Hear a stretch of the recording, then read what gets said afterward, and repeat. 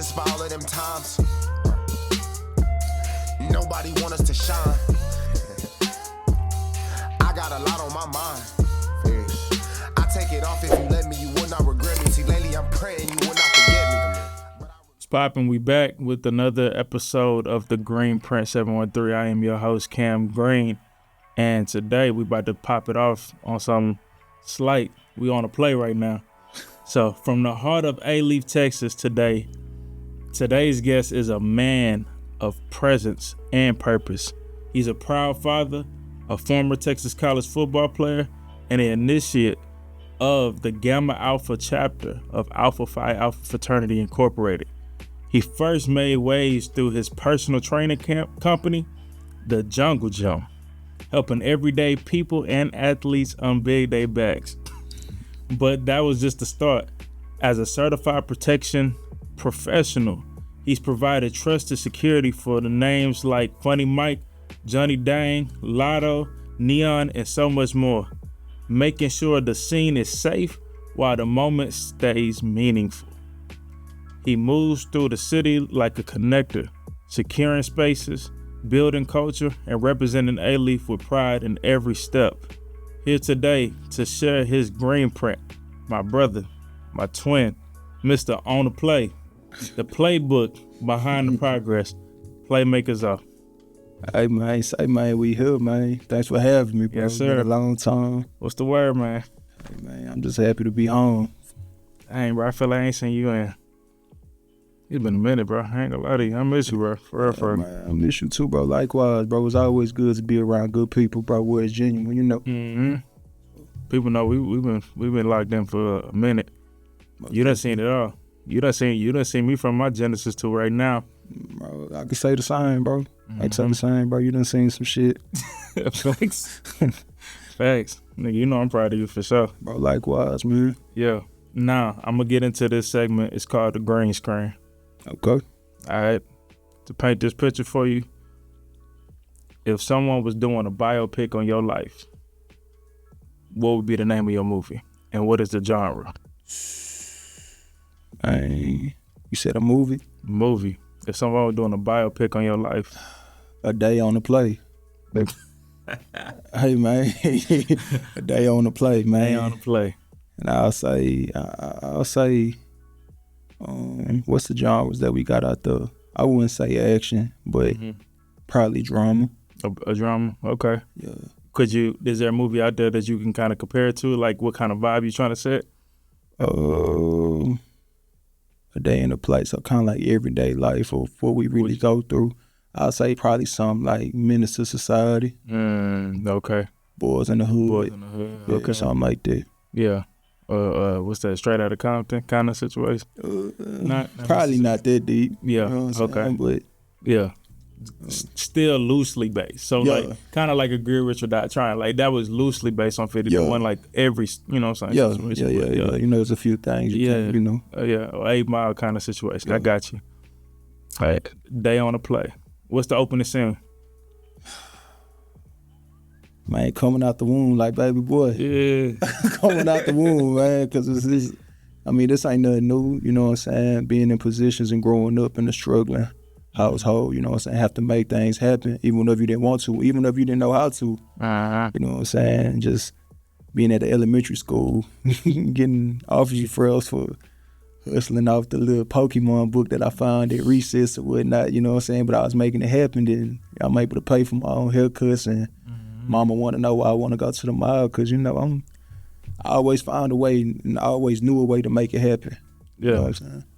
So, what music is playing? What's the intro song? To the opening scene. What's that? To the opening scene, what song we playing? Would be a good opening scene, man. Good opening song, man. You gonna have to throw something out there. Nah, bro, you got too many. It's too many. That's what I'm saying. I'm here stuck. Like it's. If I know you correctly, bro. I mean, we could put on something from Larry Jones, but I think honestly, that one song that gets you there that I personally know that you like, what's that? Gossip by Wayne. Honestly, that'll probably be the good. That'll probably be the perfect intro, bro. Yeah. That'd probably be the perfect intro. Facts. Now, tell us a little bit more about growing up in A-Leaf. What was around you? Hey, man, you know, you had to make do, man. It was depending on what part of A-Leaf you was at, you know what I'm saying? I grew up most of my time in like the Dairy, Ashford, Bissonnette area. I'm a Huntington Village baby, you know what I'm saying? So I done stayed all over A-Leaf, but I want to say that's where I stayed most of my time, where I could really say home, where we stayed in that house. But we stayed there from when I was in 5th grade all the way to about my sophomore year of high school. So we stayed there for a number of years. We moved around a lot, but growing up, what I seen, bro, I seen a lot of things that I'm not really proud of, but nonetheless, I'll never downplay where I'm from. You get what I'm saying? So we seen a lot of poverty. We seen a lot of, what's the word I want to say? We seen like a lot of domestic, a lot of gang activity, a lot of drug activity.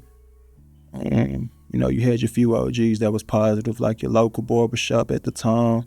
You had New Era right there for Cook Road in Dairy, Ashford.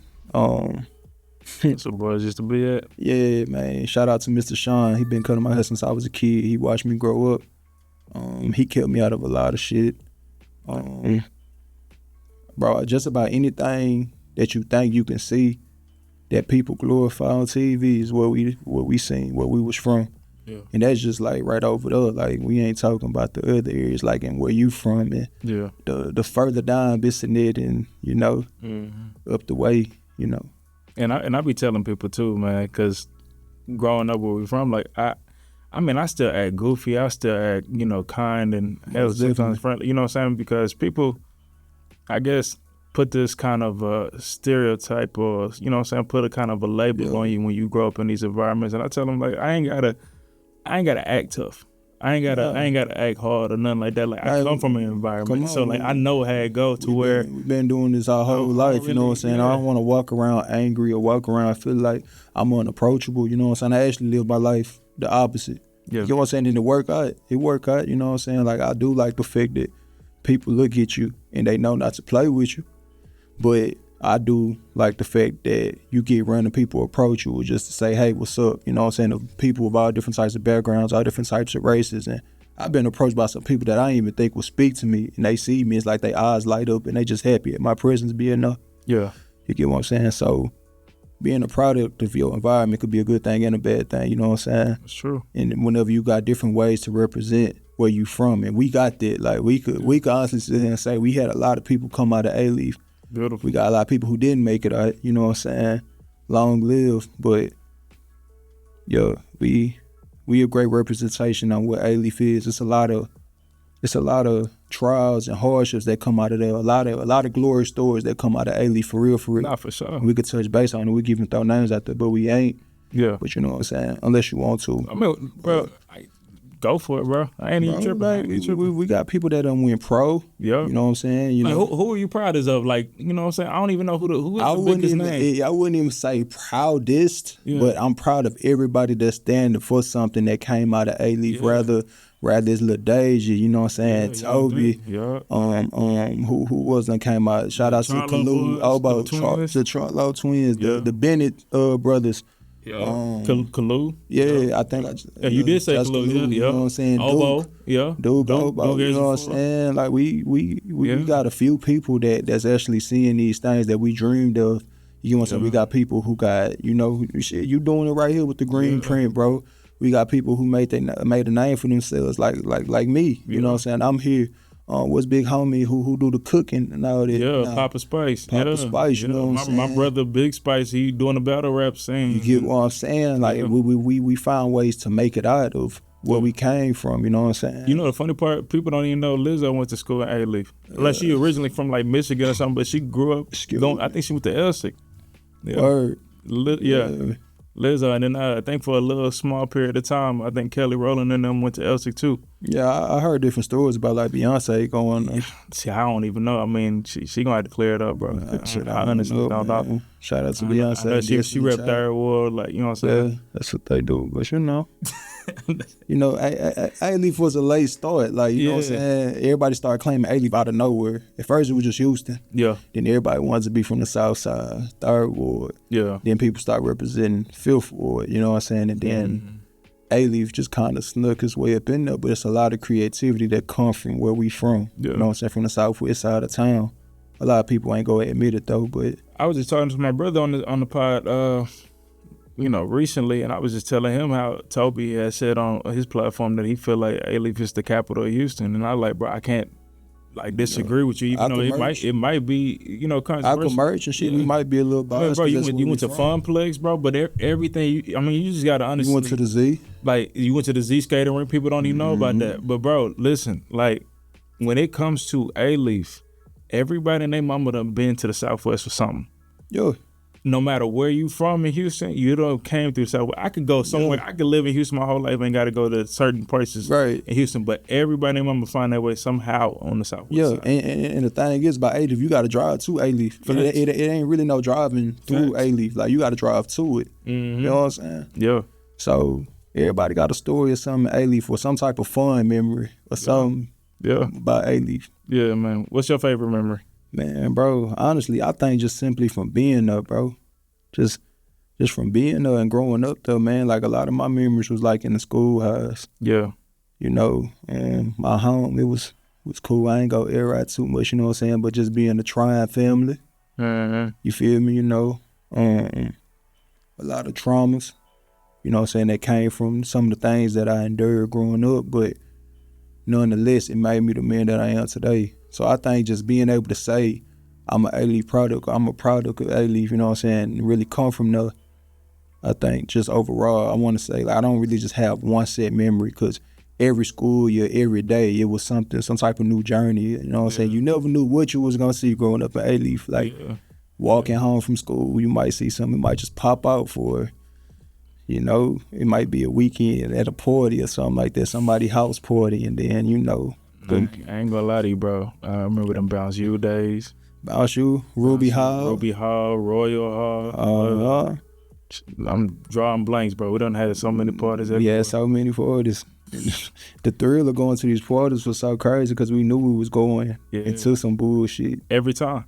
I told my wife the other day, like, you know, she grew up, you know, in the Cypress area. It's a shame she ain't familiar with it, but I literally was telling wifey, I was like, every single party that I went to, I knew it was gonna get shut up, but I still went.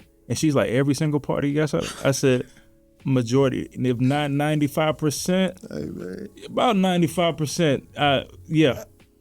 Every single party. And the thing is, like, it taught me situational awareness. It taught me when commotion about to pop off, like, all of those things. Like, it did, bro. Like, imagine getting a roll up to Pretty Ricky and then gunshots to someone. Oh my God. Hey, man. It was crazy. It was crazy, man. And we had no business doing half of the stuff we was doing at the parties either. Man. That's the crazy part too. Well, you grown now. We could talk about it. Yeah. I ain't gonna ever incriminate myself though, but yeah. Yeah, man. Nah, bro. Say so. You wild. But and then we gotta highlight even the jigging area and just like the Dougie. Come on, man, and all where of it really that. came from, bro. Yeah. Nah, I mean, it came straight from Dallas. It's, you know what I'm saying? That the Dougie came from Dallas, but jigging, like, we had a unique way of jigging, bro. And it's gonna get controversial. I mean, okay, go ahead. But Speak on it. Though, bro. Like, we can't take away where certain movements came from, bro. Like, you know what we used to do in these parties. We used to know the wall before it was the wall. It was never even called the wall. That's just how we jigged. You know what I'm saying? And that's Daisy, really, Yeah, Lil Daisy. I'm not gonna lie, Daisy, like, if anybody say Daisy not a pioneer of how A-Leaf jig overall, they lie. They lying. Little homie from Dallas, now they try to capitalize whatever, because I want to say it came back to surface when we was like in college with the whole hit my wall thing, and the buddy tried to run off with it, but it was a no-go because people from here know they know the history. That's what it was. Like, they was skitzing and dancing to the words of the song. That's how they was jigging. Yeah. Dipping low and kicking out and stuff like that, but we was the ones freezing and popping and, you know what I'm saying, doing a little, you know what I'm saying, and on side the head and somebody behind you grabbing your shirt and you turning the whole party up, bro. Yeah. Like, we was at pep rallies and now just doing this stuff from way back when, like 6th grade, 5th grade, 7th grade, growing up. Yeah, but no, I mean, I for sure could say that Dallas and Fort Worth really started that. The Dougie, they did. My Boy, Dougie, you about to. my Dougie, I feel like they can have that. you don't think they had a jigging. You don't think jigging.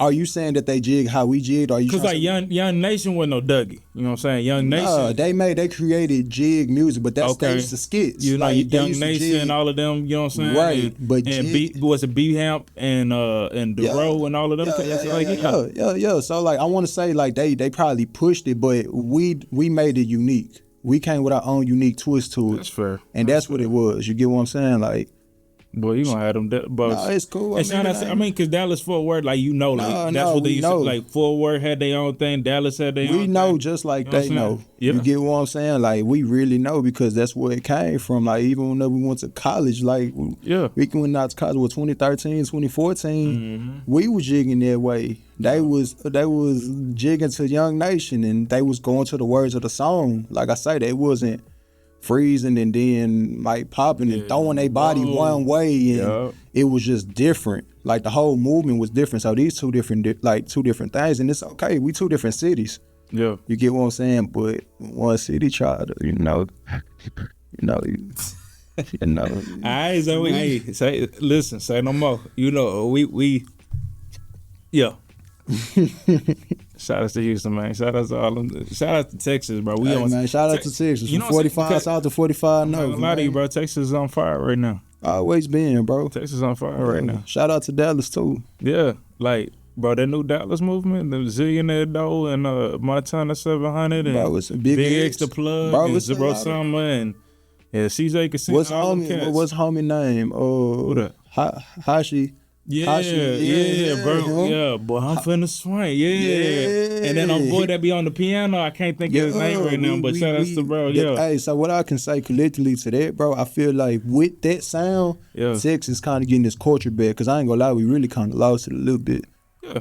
For sure. I think there was a period of time, like even Saul speak to it. Saul said, like, if, you know, I would say post Kurt Cobain's, there really wasn't nothing really going on. And then, you know what I'm saying, the Sauce Twins came on the scene, and then I think Houston picked it up a little bit too. Yeah, it became a little bit more youthful. Yeah. But, you know what I'm saying? Like, I feel like with the flows of some of these people, we kind of getting back to that, our culture, bro. Swanging, everything. You know what I'm saying? Yeah. Space City. You mixing the new flavor with the SUC. Like, you still slow, loud, and banging, but you still got the drip with it too. Man, so let's talk about the fitness journey. Like, when did the fitness and the jungle gym come in the picture? Man, bro, I always had a passion for helping people, bro. That's the thing about it. So that was my way of getting into it. My big bro got me into fitness at a young age. So basic meal prep, weightlifting movements, understanding the purpose of things, good form and things like that always been something that I kind of like had a head start on. Even coming in the freshman high, I was always one of the strongest people on the team. Yeah. You get what I'm saying? So that's where that came from. But the entrepreneur side, I want to say, honestly, wasn't in a conversation with you. I think I had a conversation with you, and then it was just like, shit, let's make it happen. I think at that time, I had my first child on the way. I had kind of lost myself. So I had got a little big or whatnot, and then after I got my own shit together and showed myself first that I still had it. Then it got to the point to where, look, I could do this shit for you too. Yep. And then, you know what I'm saying, I done had people start locking in and whatnot. So honestly, bro, it started off because I went and got the little unit. I started off in the storage unit, bro. It was just like a creative thing, bro. Like, because I was calling around different storefronts and things like that. I didn't have the bread for that. Like, motherfuckers wanted certain deposits and certain paperwork, and they wanted 15, 17, 2,000 a month. You know what I'm saying? I'm just like, dang, all right, cool. Like, and at the time, I didn't have it like that, bro. You know what I'm saying? I didn't know how to take out business loans and all that other shit. I didn't know none of that. Yeah. So I just had a thought, like, on somebody, bro, like a storage unit. And I just started looking by 10 by 15s, 10 by 20s. Then we got one, you know what I'm saying? First thing I bought, I think was a punching bag, stand in a punching bag. You get what I'm saying? Then I had went to Home Depot, looked at the turf prices. I'm like, bro, it ain't even that expensive. You know what I'm saying? You know, they roll it out. What length you want? Because I think it was automatically at about 10 feet wide. You know what I'm saying? I was in a 10-foot wide unit. So I'm like, all right, best. I just need to know the length. So I went, did that, cut that up, spent that money on that. took it there, rolled it out, laid it down, and now we started getting somewhere. I think I still got videos of this. Probably like on my what's that one app? I don't think we use no more. With the Not that's TikTok. Snap. Yeah, like Snapchat. I think I still got something like my old memories. Who don't use Snapchat? Snapchat's still a thing. Bro, I be using it just for to save the memories, bro. Yeah, but it started like deleting stuff. People still, son, people still be on that. Yeah. People still be on that. I just, Hey man, yeah, I still got takes it. his on. Yeah, like I still got a whole bunch of videos like in my archives of things and like of the beginning of the Jungle Jump, but that's where it was. And then the people, like we was there for like almost a month. Yeah. Then the people was driving by on the cart and they seen, you know, I had it active. Like I was in there working out when they were like, oh, you can't do that here. I'm like, do what?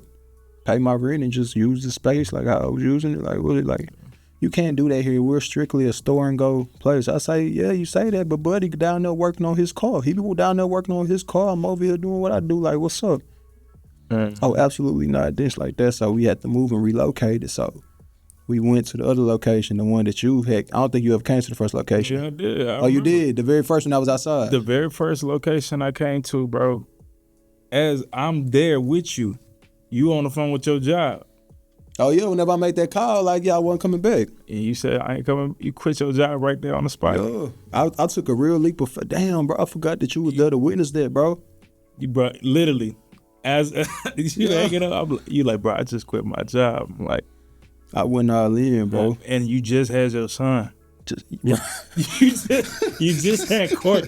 Bro, my God said, man, this man just had him. And bro trusted in him, so he betted on himself. I betted on myself and I won. Bro, that's God, dog. I swear, nobody but. That's facts. It took my efforts, but nobody but. And ain't nobody see it in the beginning. I mean, everybody believed and knew that you had the abilities. Of course, you working out. Everybody know you an athlete and all those things, right. But to fully run a business and to actually figure it out, it wasn't easy, man. But we did that. Then that came. Yeah. Like, so I made the call, then that came. So, yeah. And then you went to the other location. Everybody, I told Miss Susan straight up, I'll never forget Miss Susan. Miss Susan, such a sweet person. She was sweet. She loved the whole idea. I showed her pictures and everything. She was like, oh, I love it. Matter of fact, I'll put you up on the top floor where nobody could bother you. And so I showed her. She said, as long as you pay your rent, I don't care. We was working out in the storage unit. And the fact that you had people believing you working out in the storage unit, that's another thing. A lot of results, bro. It was really a lot of I had results, bro. I ain't gonna lie to you. I know I gotta get back to it, but for the most part, yeah, bro. I would say I was having results for real. It was a lot of blood, sweat, and tears that wouldn't, even my own, bro. Like, you know what I'm saying? It was so many songs I pulled up, like, just to have on my own space. But I didn't even have a gym membership at a public gym. Yeah. I created my own place to where I could create the energy there. Yeah. And the energy was there. Like, you knew whenever you walked up in there, like, we finna get to this work. And that's what it was. Like, I had a lot of prideful and proud clients come up out of there, bro. Like, I was really getting results going on.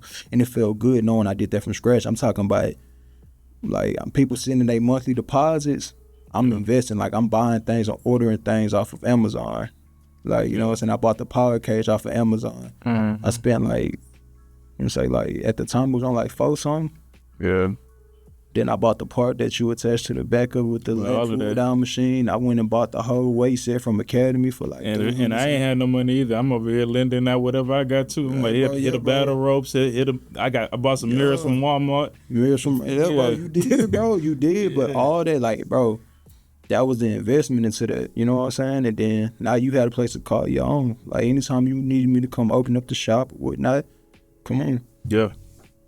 Guys, we was really getting it in up in there, bro. Now I know we got it. Let's take a step back a little bit. Cool. Let's talk about, we got to highlight, we are some of those people that came from the Leaf that actually made it out as far as collegiately. Like, we took a collegiate route. Yeah.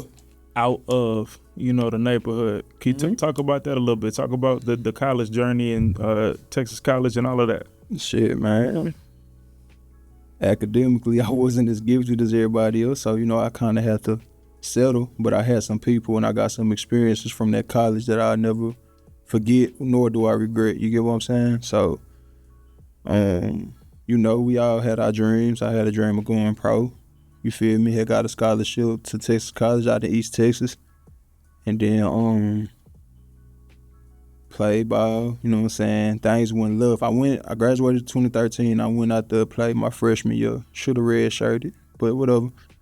Came back home after that semester things, I had to tie a few knots at home and help my mom out. And then, my voice just cracked. And then, after a year and a half, I went back to school, you know what I'm saying? Coaches, I was still in communication with the coaches, was still staying in shape, working out, you know what I'm saying? I was able to get back onto the roster. And then from there, I went out there without really a vision on what I want to even do with school. It was just really just to play football, if I'm gonna be honest, bro. And then you get into this position where it's like, all right, if I don't make it with football, this will be in vain. Yeah. So, you know what I'm saying? I always took the academics seriously in college, you know what I'm saying? So, due to they try to get a little janky and try to make me stay in school like a whole nother year just to take 2 courses. Yeah. So, at first I was gonna go physical education, you know what I'm saying? My school didn't have too many majors, you know what I'm saying? I always wanted to do like sports medicine or like sports athletic training and things like that, but they didn't have that. Like, we had And this is a private school, right? Yeah. It's a private institution. Yeah. Yep. You know what I'm saying? So I got a degree in interdisciplinary studies, and a minor in biology. Science was my favorite subject for sure. Like, and I had just about every science that we had. You get what I'm saying? That's so crazy. I ended up finishing up with a degree. Graduated, and one of those things that I didn't really go to college thinking I was gonna be a college grad. I'm just gonna be honest, I didn't think I was gonna make it. Yeah. And really, because that wasn't my reason for really going to school. It was really just going to school to play ball. And I'm glad I learned what I learned. And it's people like us that walked out with a degree that we could like push that to where we from. Like, you know what I'm saying? It's okay to go out and accomplish these things, and people ain't gonna look at you like, like you weird for wanting better for yourself. Yeah. So, that's real. Now, to touch back with the fitness journey a little bit, what was that moment that changed how people saw you or how you saw yourself? In my journey or with helping? Just in your journey, your personal journey. My personal journey, what woke me up to get back into it? Yeah. So, like I said, I had kind of stepped into fatherhood as soon as I graduated. And I lost myself, bro. Like, I came home, I had a nice little social work. Yeah. That's real. Not just dad weight, but like you become complacent. You making some pretty decent money right out of college. You don't really know what's next. You know what I'm saying? You're trying to figure things out. So I had landed me a nice little social work job. I was doing it all. My son was on the way. So I'm like, man, I'm about to make it happen. How well I got to, bro. So I was working at a little moving company. And then I had started working at a little elementary school as a behavior interventionist. You know what I'm saying? Yeah. And so, kids. Yeah, bro. So I had a whole lot going on. A lot of work where I had to sit down. I didn't have to be as active. And then, you kind of start making excuses for yourself. Then I just noticed, like, bro, the embarrassing moment, bro, how I knew I had got too big, no cap. I was putting on a pair of my shoes, man. You know how you sit at the edge of the chair and you tie your shoe, man? Nah. I got up breathing hard, man. I promise you, it threw everything off. Like, that was my moment. Like, nah, ain't no way, bro. Yeah. Ain't no way I just got tired from tying my shoe. Do you remember how big you got? What was the weight? Bro, I had got to I was 299.6. I was at 300 pounds, 300 pounds, yeah. 300 pounds, dog. And I couldn't believe it, because, you know what I'm saying? Yeah. Like, that was the biggest you ever been in your life? Yeah, that's the biggest I've ever been, bro. Yeah, but you all muscle now, bro. So like, what you? Yeah, man. Bro, right now I'm about 290. 290 was straight muscle. Yeah, 290, but I'm still heavy. My knees feel it, bro. Oh my goodness. you be running, bro. I remember you used to have us running up the hills, during the train, bro. Like body movement, bro. That's what we push, bro. Like I understood the importance of body movement. I'm rubbing on my damn knee as we speaking. Come on, bro. It get like that, bro, and that's like people make jokes about it, man. But bro, it really happens. Like you could be in the best shape, but it's so much unwanted body mass and body weight that your body don't want. And a lot of us, we like to, oh, nah, we good. I want to be big. I'm big boned. You know how people do, like, nah, bro, your body literally gonna let you know, like, nah, bro, you don't need to be this heavy. Yeah. You know, so. What's the key to getting to the fitness journey? Like, where do people need to start? Or what would you suggest? The diet. Not necessarily diet, because people think diet and think strict. It's more so like the way you're supposed to be eating and doing away with the things you're not supposed to be eating. So portion control. Cut out the fast food and the sugar. Cut out the fast food. Like, bro, you shouldn't be eating fast food more than you eating cooked food or your own. Or nutritional value. Yeah, type. You know what I'm saying? Like, when people, like, you supposed to be able to go order something from a fast food restaurant and be like, damn, I ain't ate this in how long? Yeah. Not the other way around. Like, you know what I'm saying? You're supposed to be cooking your food and be mindful of how much season you putting up in the portion. Like, bro, invest in the scale. That's a game changer too. Yeah. The food scale, bro. You know what I'm saying? Measure your portions, because once a lot of people understand what a portion size is, we go realize we've been overeating our whole life, bro. You know what I'm saying? I don't think I ever properly learned how to eat. We didn't, bro, because we was just taught to get 2 pieces of chicken, 2 sides. And eat all the food on your plate. Eat all the food on your plate. But that, I think, I don't even want to call it a poverty mindset, bro, but it was just more so growing up knowing that you had limited resources or you had limited food. Sometimes you ain't know what your next meal is. You know what I'm saying? So for us, it was more so about don't waste this food. Because your parents don't work hard enough to, or your mom don't work hard enough to bring in whatever it was.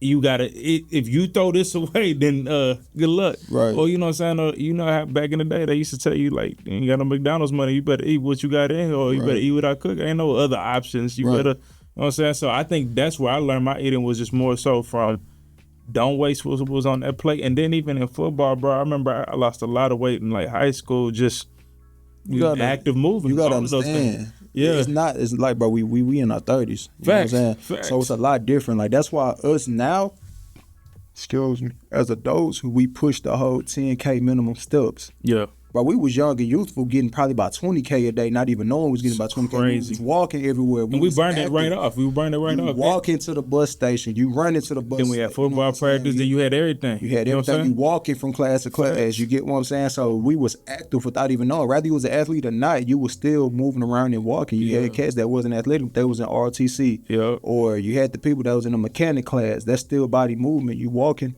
moving around, and then, they start mentioning like metabolisms and all this other stuff like that.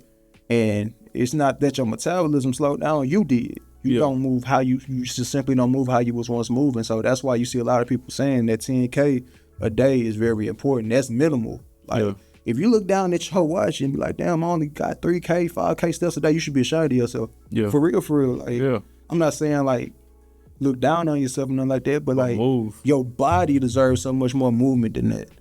Because then what happens whenever them health restrictions start coming, then the shoulda, coulda, woulda start happening. Then, I shoulda, like, it's a lot of regret that comes in there.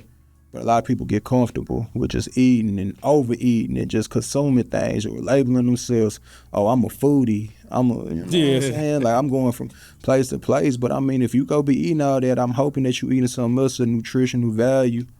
Yeah. You know what I'm saying? To where you could combat that, or you hydrating enough to where you combat that, or you at least living a healthy enough lifestyle for you to actually fulfill that for the sake of your content or whatever career that might be. I ain't gonna lie to you, bro. Like, even senior year of high school, bro, finishing up with the football season, like, during fifth period, you would go to, do a little bit of the practice. You had football practice midday, and then, you had practice after school. Senior year, once you finish with football, ain't no more fifth period for you. Ain't no more after school. So like I was still eating like I was playing, but never knew to change my diet. And the coaches, they never talked about the importance of the nutrition. See, versus somebody like me who knew, I got a free weight room. Yeah. After I'm done with my classes, I'm going to go give me that workout. And I didn't even think about it like that. You see me, I was going to do that because But you was preparing for college, though. You knew you was going to go. You was going that collegiate route. Like, I knew I was done. But then again, I ain't had no car, so I was going to have to sit on campus anyways. You know what I'm saying? So it was like, let me go ahead and, all right, so after fifth period, that was it. I was done. Go eat lunch, come back, take a quick little nap during that sixth period, trying to get my workout in, then seventh period, the freshman. class and them, they coming in to come get their workout in. Bro, you know the craziest thing about school, high school and all of that, bro? I used to go from football practice to night school and be the last person to leave Hastings. I'd be at like 9 o'clock at night, bro. Oh, that's my mama crazy. call. I swear. That's crazy. It's That's crazy. Like, I thought leaving at 6:45 nah, while the bro. sun was setting during, what was it? What was it called? The annex? Or you talking about? No, whenever daylight savings. Daylight like, savings. It'll be dark. You know what I'm saying? Now you catch Yeah. the now it's dark. Yeah. Now let's talk about fatherhood a little bit, because you said, you know, it kind of started during that time frame when you just coming into it. How did fatherhood influence you and how you move in life and business? Well, it woke me up a little bit. I had something to live for. You know what I'm saying? And as well as my son getting older, I'm gonna get older. You got two little ones. They your twins. Right. So you know what I'm saying? Like, you want to be youthful. You know what I'm saying? You want to be able to move around. You don't want to be a has-been. Like, I don't want my sons to ever feel like they got the edge on me just because I'm older. Yeah. You know what I'm saying? It could be a pride thing. It could be whatever, but I'm always be your daddy. You know what I'm saying? You always got to be an example and show them what masculine energy is and what being a man is. And if I feel like if I fall short and I become weak, you know what I'm saying, how I'm going to be that man to show you, you know what I'm saying, outside of telling you, you know, actions speak louder than words, you know what I'm saying? So I want to be that man that can show my kids or show my boys, like, this is how it's supposed to be. You're supposed to be able to move like that. You're supposed to carry yourself like that. You know what I'm saying? Because whenever you're working out and you in the gym, it's more than just a physical thing. It's a mental thing too. You know what I'm saying? You start feeling good about yourself. Not just looking good, you start actually feeling good about yourself, and that makes you more productive in so many other ways, and relationships and everything. Like, business opportunities is just different whenever you like market yourself like that. Now, where did you learn that at? Like, what taught you manhood to even pass that down to your sons and mold that and shift that into them? I think the lack of having my father.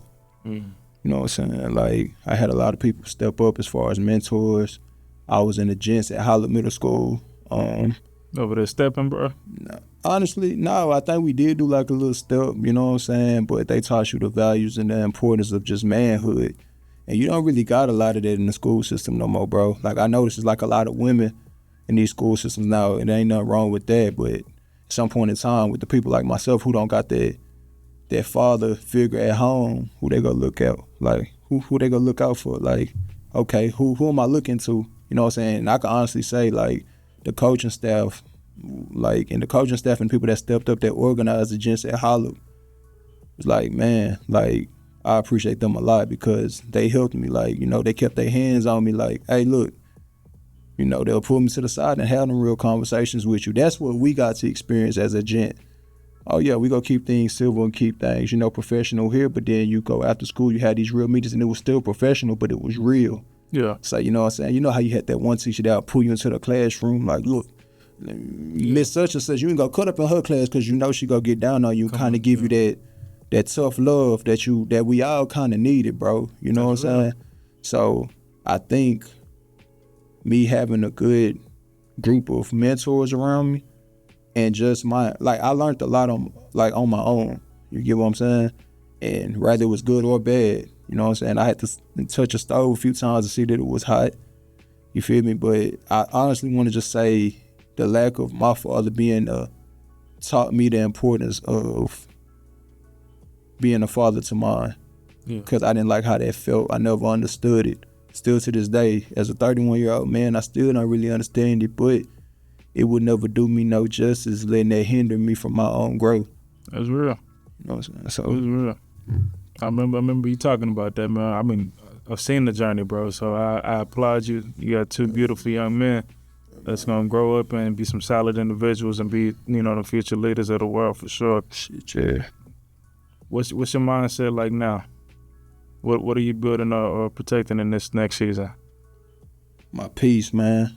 Oof. My peace, bro. Yes. Anybody can go. Man. Anybody can go, bro. And it's crazy because you say it like that, then you think about it and you say anybody could go. And you really feel, bro, anybody can go.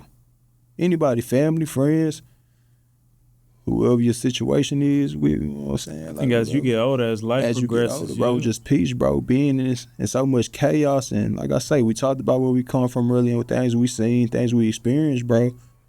So it's so chaotic, bro. And the world is, you know the world we living in now, bro. So peace is everything, because without peace, bro, I probably done lost it a few times ago, bro, honestly. But you gotta keep yourself grounded, and you gotta stand for something and live for something.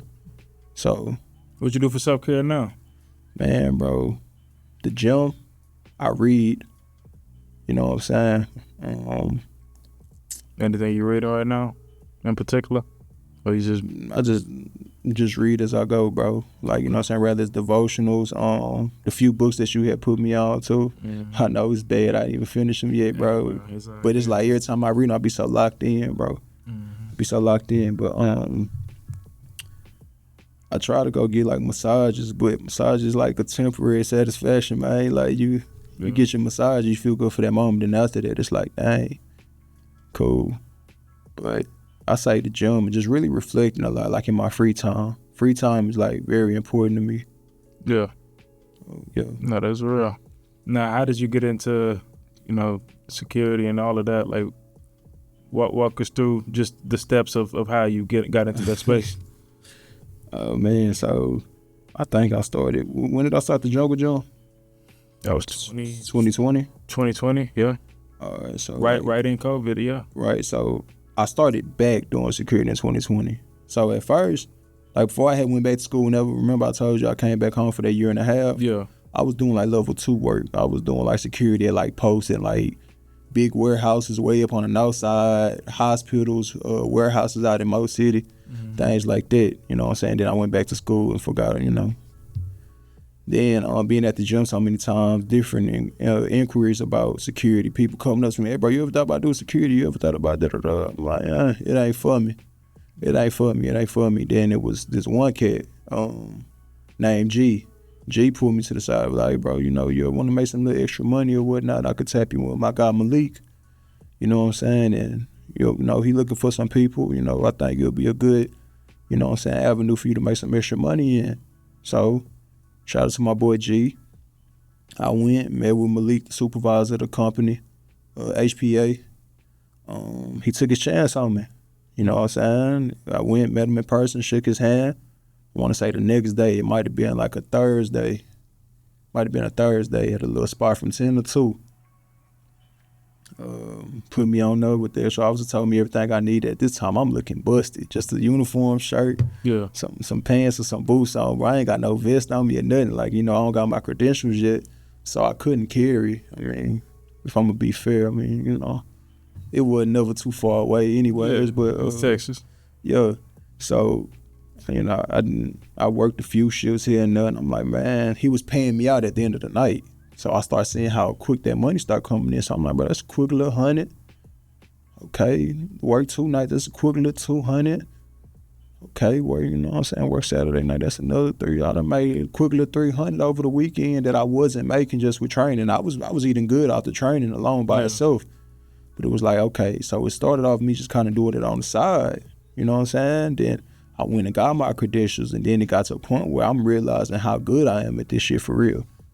Like really getting like good at this point to where people started inquiring about services, like at the front door. You know what I'm saying? It was times I had to call off shifts, to go make bigger plays. You know what I'm saying? Because I'm starting to see it. Like, and at that time I didn't have my level 4 and PPO credentials to even be doing that, but I was just doing it. Just to make that extra bread. If I could make 400-500, in a 3-4 hour span versus that 25 an hour, I'm gonna take that every time. You get what I'm saying?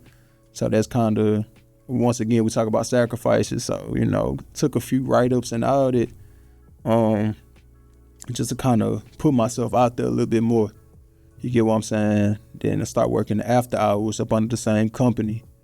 So that 10 to 2 beast, the battle was different from that 2 to 6 a.m. beast. Like, it's 2 different atmospheres, because people coming to the club at 2 o'clock after they done already turned up all day.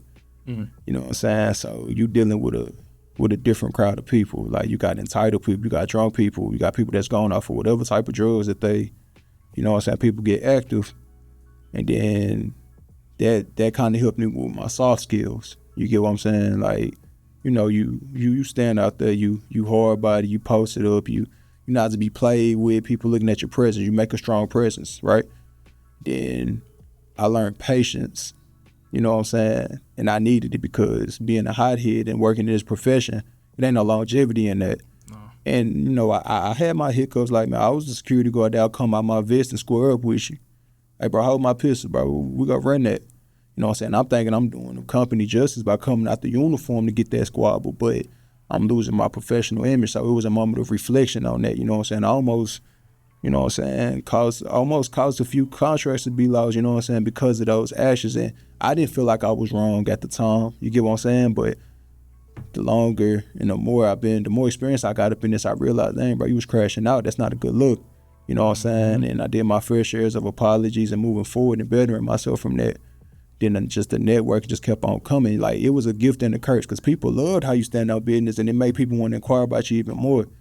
But then it made people look at you like you just this super aggressive dude, and they ain't even not, you know what I'm saying? Like, I be chilling for real, like, but I was able to work on them soft skills, and then with the soft skills, it made me more approachable. You know what I'm saying? So with the softer skills, it made me more approachable. So now I could de-escalate things with my mouthpiece. I don't got to come in slamming somebody on their head and, you know what I'm saying, like cussing at them and, you know what I'm saying? Nah, you never meet them where they at because you the professional in this. You get what I'm saying? So once I learned that, you could kill things before it even happened, bro. And once you learn you can manipulate people with your mouthpiece, like, that's a powerful skill. You know what I'm saying? Like, as far as my profession, you know what I'm saying? Like, to where you see X, Y, and Z finna get into it and you intervene and you know that they got a respect for your presence and who you are, and they go chill out just off of that. Then you holler at them, let them know that you got the understanding on where they coming from, but they got to understand where you coming from, and you telling them what not to let you, like, what not to make you do. Because if it gets to that point, if me talking to you don't solve this, it's going to have to go to another level. But they respect it. I ain't going to ever say fear. You know what I'm saying? They respect where you coming from. And so respecting this game kind of help you propel. You know what I'm saying? So I don't know, rather people seeing that or the other stories I told you about and things like that, but it just kind of helped. You build like a trust and you build a good rapport. You kind of build your own reputation. Yeah. And people start seeing you. You know, you take care of yourself. You well cut, you clean, you smell good. Oh, yeah. People want to inquire about you. So now people slide business cards. Oh, hey, I got this event coming up. I got a wedding coming up. I got a baby shower coming up. I got a private listening party. I got a private event for my graduation. I got this. So that's kind of how it just started. And then the networking kind of did its thing. You get what I'm saying? So you working at certain clubs, you got other bodyguards and PPO officers coming in and bumping elbows with you. You show that hospitality. You show that, you know, you show them that they good in your presence of where you working at. Yeah. You kind of built that trust. And, you know, they tap you, hey, bro, let me get your contact information. Get your contact information. Hey, bro, I'm such and such. I work with this person, this person, this person. Hey, bro, I like how you move. And my people, they come to Houston often, but I'm not always able to travel with them. So if I could put you on them while they come out to Houston, you know, that kind of took off with that on my own. And then, you know, working at different clubs, new clubs, you never know who. You get what I'm saying? So I would start working at a club. I started working at a door. You know what I'm saying? And then my boy KC put me on to play with Big Dan, and that's how I got up under the umbrella with Funny Mike. Okay. You get what I'm saying? Who was the first notable name that, you know, so? First notable name that I could recollect would be Lola Brooke. Okay. Lola Brooke. From in New York? Huh? Yeah, she's from New York. Okay. Somebody threw my name in the mix. That call came by randomly. Like, chick had DM'd me, was like, hey, you busy, you got work, this and the third. This a working opportunity. My people from Atlanta reached out to me. They're going to be coming out here with X, Y, and Z. I didn't know who the artist was or who it was until I arrived to them, because they don't disclose certain information, let you know who until you get there, and then you find out who you're working with. And so that's kind of how that happened. Super last minute, pulled up on them, met them, She was saying, I don't deal with bro no more. You know what I'm saying? It was, tripping. It's all good. It was yeah, that's, Plutowski. But, Lola Brooke was the first notable person I want to say that I really got to, like, protect. Okay. You get what I'm saying? And then back to the whole Funny Mike thing, like, it was a team of people. So Funny Mike was never my direct client, you know what I'm saying? But because of me being up on the umbrella with the team of everybody, you get what I'm saying? My rapport was building things like that. So it was times I did have him to myself, but he was never my client. But it was enough for me to build a relationship with him and then kind of branch off and work with other people, you know what I'm saying? So it's not really like, oh, people see your face, people really see your services. So it's like, we out and about, and then next thing you know, you working. We all at this venue, we all working. Somebody come tap my shoulder and like, hey bro, how much you charge for this, that, and the third? And then it just kind of go like Networking. that, you know what I'm saying? So Have you ever been starstruck? honestly, no, never with nobody. Really? Like, no, and I feel like in this profession, you gotta be that way. Like, and unfortunately, I see it a lot. Like, a lot of cats are starstruck. Like, it's been countless times, not with just who I'm working with now, but countless times I'm with clients and cats in security uniforms at these venues are asking for pictures with the client while they're on the clock working. You get what I'm saying? And not to knock nobody, but you know what I'm saying? Little things like that is what I didn't do, and I feel like that kind of helped me get to that point, because like I said, bro, your presence is everything. So if I'm at your club and you work in security and you got the security uniform on, and then X, Y, and Z walk in and I see you drop everything you doing to go take a picture with them, that means you ain't alert, you ain't on point. You get what I'm saying? You just broke character. And I mean, you done met a lot of people, bro, from the whole cast of the Breakfast Club, Charlamagne and them, and then you meeting Jim Jones, bro. You over there with Lotto and just everybody, Shout out to my bro. boy KO. Yeah. You know what I'm saying? Lotto wasn't my client either, but in this field, like, people, you build that trust and people lean on you and they reach out to you. So, you know what I'm saying? That was my boy KO's client.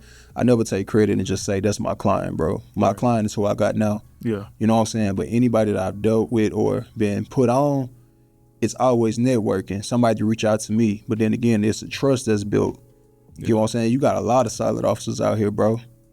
You get what I'm saying? But it's just certain steps that I took, or maybe certain calls that I answered that the next person didn't answer, that put me in different positions right now.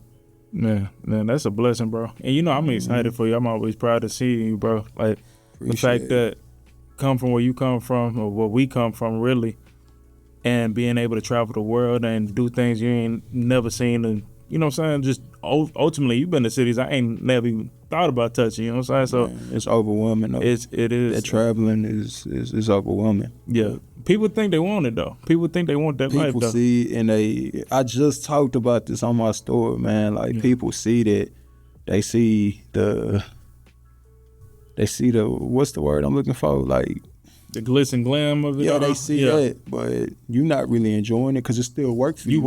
You working the entire time. Like, yo, I could post that. Oh, yeah, I'm in Miami, or I'm in New York, but bro, it still work. It ain't too much leisure time or move around time. Like, that's true. You don't got too much wiggle room, bro. I mean, I do appreciate the experiences, you know what I'm saying? But I'll be lying to say that it don't get overwhelming. And sometimes I'm like, damn, bro, can we just sit down just for a little bit? You know what I'm saying? But you kind of know what you signed up for, so it's just kind of like, damn, all right, we got to go. Yeah. I'm liking the way this is picturing out as far as the movie saying. But if you had a closing scene before the credits roll, what would that be? On this particular chapter, what would the credit scene be?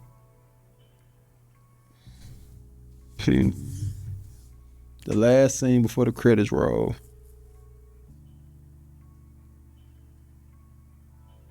Probably like a rebirth.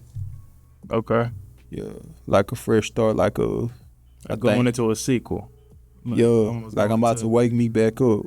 Yeah. Like, I feel like I kind of lost myself a little bit.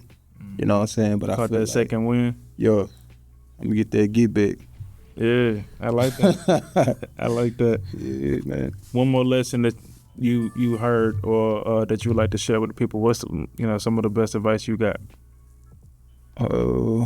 It don't have to be particularly to the security, but just in life in general? Man, don't be scared to take opportunities, man. Like because they don't come all the time. You know what I'm saying? Like you never know when your next opportunity is gonna be present, and you never know when the last time you're gonna be able to say no to something. You know what I'm saying? So you literally are working right now for one of the biggest streamers in the world. Yeah. And that's not even a joke. That ain't no facade. That ain't nothing to sneeze at, bro. That is huge. Yeah. It's Zo from the man. They don't really know. They say no more. Say no more. All right, this last segment before we get out of here, it's called Perfect Day in the H. I know you over here in New York, Miami, LA, all of these different places, Chicago and all that, but you know what I'm saying? You from the city. Perfect Day in the H. 24 hours, you brought somebody here that ain't from here, that don't know nothing about the culture. What you doing? What is your idea of a perfect day in the H? Man, I ain't gonna lie to you, bro. I'm tapping in with Big Bro. I'm gonna go straight to Trey. Okay. I'm gonna tap him in with Trey. Mm-hmm. You know what I'm saying? Because now we know how to maneuver through the city the right way. Like, not from a security standpoint, but moving through the city the right way, knowing that, you know what I'm saying, he done got his stripes. He an OG out here. So the things that the new generation, now we know we younger than him, so we could really show him the real, or show whoever we bring on the real Houston, the real culture, like not just the Sunday fun day, you know what I'm saying, but like the real South Side, you know what I'm saying, the real culture of the city, you know what I'm saying. So I think that would be it. Like I'll let him. I'll let bro take it. I mean, but what do you like to do? I mean, is there a particular breakfast spot, brunch spot? You know what I'm saying? I know. Bro, you got a lot of food spots out here, man. But you know me, I don't really be outside. You don't. But it's a lot of places that I work that I could, you know, it's a lot of. Shout them out then. Man, bro, shout out to Bird and the Goodfellas, man. They got a lot of the hottest clubs in Houston, bro. If not the hottest clubs, bro. You know what I'm saying? They got Dome, Adore, Bad Habits. Then they had Palapas. Goddamn me, everything. Yeah, bro, they all over the place, bro. And then you got Buddy who got Count. You know what I'm saying? It's a lot of 5015. Yeah, 5015. The Address. Yeah, Address. Prospect, Roadhouse, Rock House. Yeah, Rock House, bro. Shout out to him, Nomad, all of that. Yeah. Yeah, man. Uptown Hookah. Bro, it's a lot. Crew. Yeah, Crew Houston. Yeah. And it's a lot of spots out here, man. And don't even get me started up on the food spots, bro. It's a lot of... You know, Houston it's where it's at right now. Yeah. Everybody love the city. Houston got a lot of hype around it right everybody now, love the city. And I'm loving it. I'm just surprised that everybody loving it the way they are. But hey. Yeah, bro. And shout out to Trey too, because bro, the craziest thing about Trey, my favorite moment or just experience that I had, bro, I think he probably was arguably, was one of the first celebrities that I actually seen in person. I mean, Trey a real person. You could touch him. You know what I'm saying? Like you could be right there. Like, shake his hand. He a real person. You know what I'm saying? You walk into the store, you see Trey somewhere. But I think when I was growing up as a little kid, bro, we used to have these things on Spice, called the Spice Land like block party. They used to be hosted by Southwest Finest. Shout outs to the barbershop right there. They used to set up right there in the parking lot. It used to be a Spice Land block party, bro. And Trey was one of the first people I saw perform, bro. This was probably like 9 or 10, bro. That's loud. And everybody, I'm talking about the whole hood was out there. Yeah. Trey just on a black tee, got the Escalade, got a baby mama. Forgot who, I don't know which baby was, but pregnant, baby mama. And then, man. You know what I'm saying? So, but yeah, that was one of the moments, bro. So that's your perfect day and age. You just gonna give it to Big Bro. Man, like me, they gonna be bored messing with me, bro, because I don't be outside, bro. All right, look, bro, what we gonna do? Take them to a Texas game. Say Let them less. see what the you know what I'm saying? Something like that. Okay, cool. You know what I'm saying? What does Zoe? You ain't got. You know what I'm saying? What does Zoe like to do? That's the biggest thing. Because Zoe likes to be in that gym. Yeah, not facts. So look, we go pop it up. We go get that out the way early in case I'm dealing with somebody who want to move around. Like, let's say it is a Sunday and we got a game and we don't got tickets to the game. We go post up at the tailgate. The tailgate be popping after, and then you know what I'm saying, after that, all the spots popping. Like all the little brunch spots, you go grab you something to eat, do that, and then the itinerary just kind of set itself, bro. Everybody go hit Chapman and Kirby or something on a Sunday. Yeah, shout out to I'll probably drop them off. I ain't going in with them, though. Set them on. Yeah. I ain't gonna, I don't like being around too many people, man. Yeah. Man, this been a phenomenal episode, bro. I appreciate you for even coming on, man. You know, and the crazy thing about it is I feel honored to even interview, or if you want to call this an interview, or even do this, because like, bro, when we had the podcast from the very jump early on, bro, me and Zo was co-hosts together, you know what I'm saying, from the Green Light days. If people remember that podcast, bro, we did a lot. We talked about it all during the Say No More time frame. So yeah. So this ain't just, man, we had too many moments from the COVID days to the protest days to, oh man, we protested, you know what I'm saying, on the front line for George Floyd and just the whole movement, that whole thing. And to see where you are now, bro, I'm proud of you. You know, I love you, bro. You know, you one of them people I can honestly say I don't play about, bro. Squad business, I genuinely very protective over you, bro. And I don't, yeah, bro. Say no more. We ain't even got to get into it. Yeah, hey, what's understood ain't got to be explained. Anything else you want to tell them? Hey, man, shit, man. Y'all can follow me at Playmaker Zo on Instagram. Make a play. I think that's my TikTok, too. I don't really be on TikTok. See, I'm having a hard time with the algorithm. I know that's off topic. You know, you good with TikTok? I ain't never played around. I need to play around with it right now. I'm about to get up on there. Yeah, man. Hey, man, just he over there eating good grapes and condemning people for smoking. Yeah, bro, man. Look, man, eating ugly grapes is something that we do not do. Hold people accountable. If you're not observing every grape before you eat it, then I can't trust you. If you eat black licorice, I cannot trust you. That's how we gonna end it. If you eat fudge rounds, I cannot trust you. You get in my car with a Big Texas, I cannot trust you. Cause why we still eating Big Texas? That's how we going. Say no more, man. Hey, and this has been another episode of the Green Print 713. This is Cam, our boy Zo in here. Till next time, peace. Peace. This is for all of them times. Nobody want us to shine. I got a lot on my mind. I take it off if you let me.